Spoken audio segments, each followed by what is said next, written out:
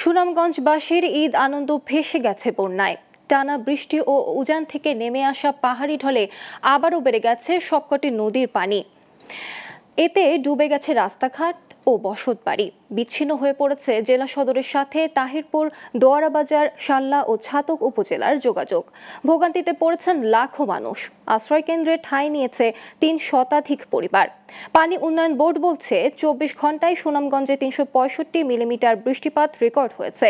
নতুন করে প্লাবিত হচ্ছে বিভিন্ন এলাকা। শুকনো খাবার ও বিশুদ্ধ পানির সংকটে রয়েছে বন্যার্তরা। সুনামগঞ্জে গত ২৪ ঘন্টায় ৩৬৫ মিলিমিটার বৃষ্টিপাত হয়েছে এবং পানির লেভেল প্রায় ৩০ সেন্টিমিটার মতো বৃদ্ধি পেয়েছে। এর ফলে পানি লেভেল সুরমা নদীর পানির লেভেল বিপদসীমার ২০ সেন্টিমিটার উপর দিয়ে প্রবাহিত হচ্ছে।